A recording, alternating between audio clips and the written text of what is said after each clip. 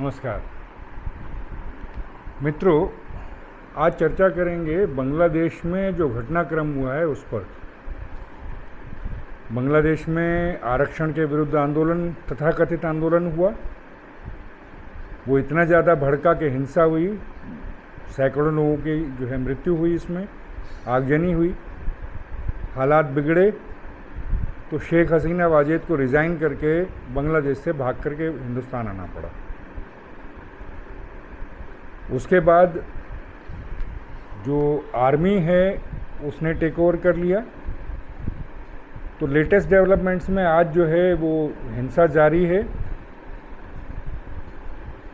बेगम खालिदा जिया Bangladesh national party की जो president हैं और पूर्व सेनापति जियाउर रहमान की बेगम हैं, उनको जेल से रिहा कर दिया गया। सारे प्रोटेस्टर्स जिन पर आगजनी के हिंसा के आरोप थे वो सब रिहा कर दिए गए। 518 लोग जो हैं जेल से भाग गए, क्या ये कहा जा रहा है कि भाग गए। कई मंदिर जला दिए गए, हिंदुओं की दुकानें और प्रतिष्ठान लूटे गए, कई हिंदुओं की जो है वो हत्या हुई। तो ये उसका अभी तक का जो है लेखा जोखा है। देखने में तो ये आता है ऊपर से कि एक आरक्षण के विरुद्ध आंदोलन हुआ और उसकी परिणति इस तरह से हुई कि शेख हसीना वाजेद जो प्रधानमंत्री थी उनको भाग जाना पड़ा। लेकिन ये कॉम्प्लेक्स सिचुएशन है, प्रॉब्लम कॉम्प्लेक्स है। तो इस एक ही जगह इसका जो है वो मूल नहीं है, इसके बीज अलग अलग जगह पड़े हैं। तो आज एक आयाम पर चर्चा करते हैं। देखिए, पाकिस्तान की स्थापना हुई थी मुस्लिमों के हिंदुओं के प्रति घृणा के आधार पर। टू नेशन थ्योरी हुई और उसके लिए हिंसा हुई। हिंसा में हमेशा बंगाल आगे रहा, किसी से कम नहीं रहा। एटलीस्ट 1905 का जो डिवीज़न हुआ था उसमें अंग्रेज़ों के समर्थन में मुस्लिम थे, तब हिंसा हुई। 1946 का डायरेक्ट एक्शन डे था, उसमें हिंसा हुई, उसमें मुस्लिम आगे थे। नोआखली में भयंकर नरसंहार हुआ हिंदुओं का। ये सब वो रहा। पाकिस्तान बन गया, सब कुछ ठीक हो जाना चाहिए था, लेकिन फिर असंतुष्टि के बीज जो हैं वो खुद मोहम्मद अली जिन्ना ने डाले। जब 1948 में उन्होंने कहा कि पूर्वी पाकिस्तान में खड़े होकर के ही कि पाकिस्तान की राजकीय भाषा जो है वो उर्दू होगी, बंगाली नहीं होगी। तो वहाँ से जो है अलगाव के बीज पड़े। सोहरावर्दी 1947 से पहले मुस्लिम लीग की ओर से बंगाल के चीफ मिनिस्टर थे। उनके चेले मुजीबुर रहमान थे, जिन्होंने अलगाव को जो है उस आंदोलन का नेतृत्व किया। उसमें और मुद्दे जुड़े बंगाली भाषा के अलावा, वो सब कुछ हुआ। अल्टीमेटली भारत के सहयोग से बांग्लादेश बन गया, पाकिस्तान से अलग हो गया।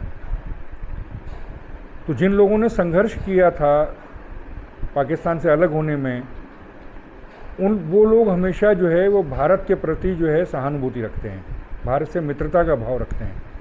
लेकिन एक बहुत बड़ा वर्ग है जो अभी भी टू नेशन थ्योरी के उस हिंदू से घृणा पर अटके हुए हैं। अभी भी सेना में बहुत ज़्यादा हैं, लेकिन बाहर सोसाइटी में भी हैं।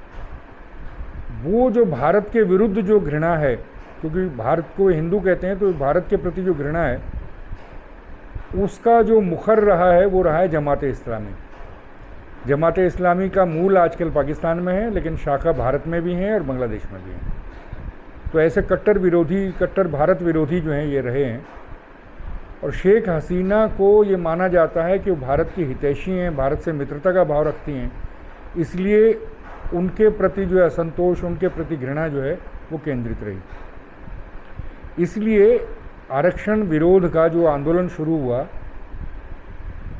उसकी परिणति इस तरह से हुई।